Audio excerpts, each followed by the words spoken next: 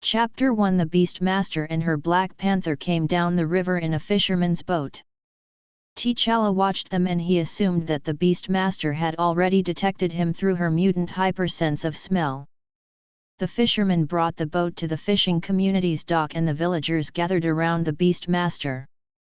They commented that she resembled T'Challa's ex-wife Ororo. The abnormally large panther tried to make room for the girl by growling and walking aggressively in front of her.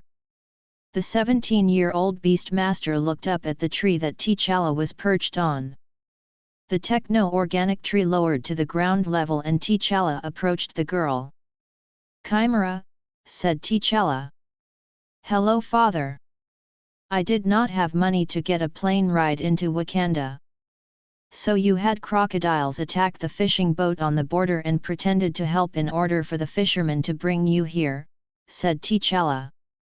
"You saw that. Wakanda's borders are not as porous as you may think. You were allowed in," said T'Challa.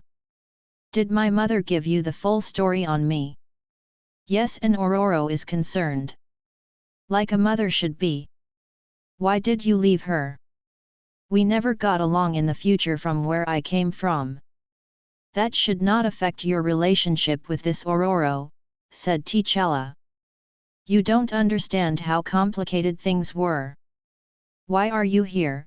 asked T'Challa. "To spend time with my father." T'Challa was not sure that he was her biological father because it struck him as being odd that he would allow his daughter to operate so freely with the X-Men. She should be training to become the next Black Panther. He speculated that Chimera might be a laboratory baby who was spliced with the genes of several people by the likes of Mr. Sinister or the Dark Beast. "Then you will understand that as a father you are under my authority and you will follow my instructions. The first of which is to allow me to examine the panther," said T'Challa. "Why?" "It is procedure." Chimera hugged the animal and spoke to it. T'Challa signaled a concealed drone to fire a tranquilizer at the panther. Several of the villagers transformed into robotic border guards and they took the beast away. "When will I see him again?" "Soon," replied T'Challa. "Can I see your face?" T'Challa deactivated the mask of the Black Panther ceremonial suit. "I have not seen that face in a while," said Chimera. T'Challa had a problem with the girl. She was nomadic during the time that she left Ororo. Now suddenly she wanted to connect with him. Her arrival also took T'Challa away from the Yelan ceremonial battle that he had set up to free his General Okoye from a tribal decree. He had spent weeks working on that project and he was not there to view it. He could not take Chimera everywhere with him in Wakanda due to national security concerns and he could not leave her unsupervised. He would have to take time off from his duties to properly deal with her. "This is where you will be staying," said T'Challa as he led Chimera to a hut. She entered it and there was a meal prepared for her. "I guess that I will not be staying at your place anytime soon," said Chimera. "Not at this time and you are not allowed to leave the village," said T'Challa. "I get it. You see me as a stranger," said Chimera. "Why are you really here?" asked T'Challa. "To learn to be 3 steps ahead like you. I need those skills for when I take over leadership of the X-Men after I return to the future," replied Chimera. "It is wisdom that makes someone a strategist. You don't need my input, just trust your instincts." "I do need your input to protect mutant kind. Father, all I want are a few lessons. At least I am not asking you about sex and boys. Wouldn't my future self help you? We don't speak in that alternate timeline. Our family is dysfunctional. So that means you and mother live in Wakanda while I live with the X-Men," said Chimera. The border guards sent a note to T'Challa's Kimoyo that identified the girl's panther as being descended from the great panthers that guarded the heart-shaped herb on the sacred mountain. The markings on the animal were also made from vibranium. The news gave T'Challa more to think about. He got 2 more messages in quick succession. The first was that Okoy's clan had lost the Yilan battle against the merchant clan. The other message dealt with a new currency that was unveiled by the African Union to rival the US and the Euro dollars, which powerful men wanted stopped at all cost. T'Challa looked down at his daughter who was eating, and he said, "All right, I will give you a few lessons." The girl got up and hugged him. "Thank you," she said. Chapter 2 Okoy, this is Chimera my daughter, and Chimera, this is Okoy my defense commander, said T'Challa.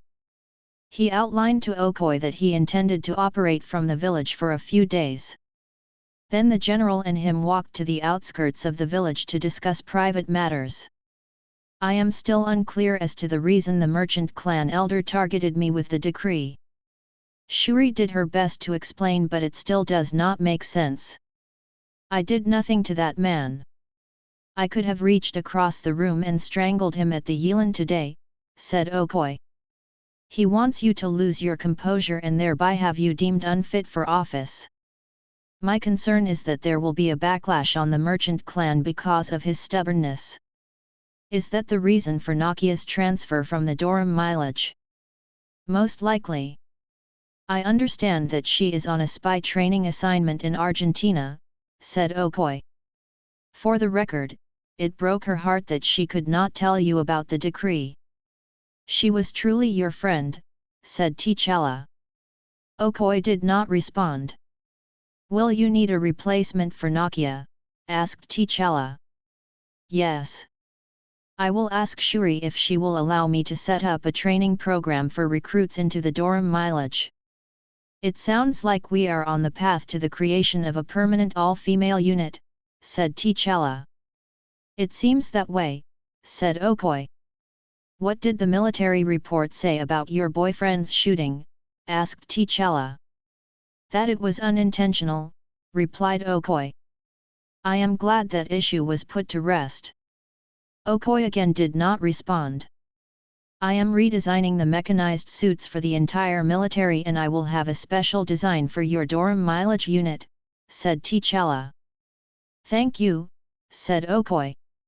I will be out of Wakanda often, and with Shuri being pregnant, Wakanda's enemies may think that the defenses have weakened, said T'Challa. Permission to speak freely, said Okoy. Please do. The agreement that you made with the citizens of Wakanda was that the Hyder machine would protect them in your prolonged absences. Now that the machine no longer functions as a deterrent against attacks from other countries, what will replace it? I am working on subterranean antimatter bombs, replied T'Challa. Good.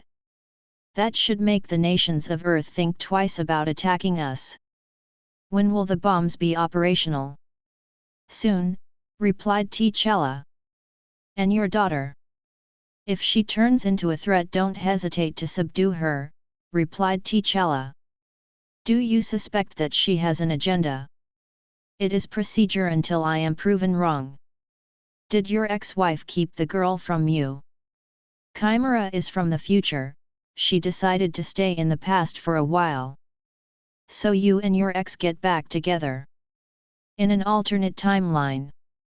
T'Challa and Okoy spoke about the issue with the African Union and Wakanda's probable military assistance. T'Challa returned to Chimera and told her to ready herself for a trip to France for her first lesson. Chapter 3 Thyan, France. The werewolves' lair. T'Challa noticed that Chimera was not perturbed by the stench of the dead werewolves. He walked her through the underground facility and explained that her aunt Shuri had killed everyone 2 days ago. But while Shuri fought 2,000 werewolves, the doorways were closed, oxygen tanks were turned off, anti-teleportation and communication fields were activated. She was trapped, said T'Challa. How did she survive with no air? Asked Chimera. You tell me. She looked at the corpses and said, all their chests are ripped open and the lungs pulled out. My aunt sucked whatever air she could find from the bodies. Exactly, and she did that until a Wakandan commando unit rescued her, said T'Challa. That was quick thinking on her part, said Chimera. These werewolves were weaponized as sleeping agents for assassinations and other things. The people behind it have not been caught as yet, and the reason is that they wanted to test this facility so that they could improve the security of others, said T'Challa. Oh, said Chimera. The first lesson of being a master strategist is knowing that there are people out there who are smarter than you, said T'Challa. But you are in the top 3 of the smartest persons in the world, said Chimera. Who is to say that someone else will not come along and demonstrate that they can outsmart me? Intelligence is not static or reserved to a select few, said T'Challa. So I have to understand my limitations, said Chimera. Saying it means nothing. You have to show me that you understand, said T'Challa. How? The Savage Lands, Antarctica. T'Challa's time-space medallion teleported Chimera and him to the dinosaur reserve that was created by aliens. T'Challa pointed to a barricaded fort on a hill. You have 10 minutes to break through the barriers and capture me, said T'Challa. Then he teleported to the fort. He turned on the invisibility cloak on his suit that not only hid his body but his scent as well. Minutes later, T'Challa watched on as a herd of various dinosaurs charged up the hill, and they were greeted with laser cannon blasts that were set on stun mode. Chimera rode on a pterodactyl in the opposite direction, and she dived from it when the fort's air defenses were activated. She stabbed knives into the side of the fort to break her fall. Then she used the knives to climb the fort until she got in. Chimera sniffed frantically for T'Challa's scent. An invisible T'Challa held her in his arms and whispered in her ear, "I thought that you understood your limitations." He released her and left her in the fort. He teleported to the base of the hill where he met the local humans who came to investigate the commotion. They knew T'Challa from previous encounters, and they went away after he explained that he was on a training exercise. 20 minutes later, Chimera came down the hill. "Did you plan for my visit? Were you expecting me all along?" asked Kerma. "What makes you say that? You were tracking me before I even reached Wakanda's border, admit it." "Yes," said T'Challa. "So the next lesson is about research," said Chimera. "Correct." "So what is your limitation?" asked Chimera. "I do not know everything," replied T'Challa. Chapter 4. T'Challa stood on the river bank in the middle of the night.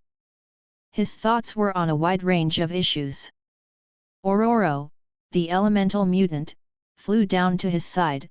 They embraced as friends. "Where is she?" asked Ororo. "Sleeping." They both laughed. "Is she ours?" asked Ororo. "Apparently so," replied T'Challa.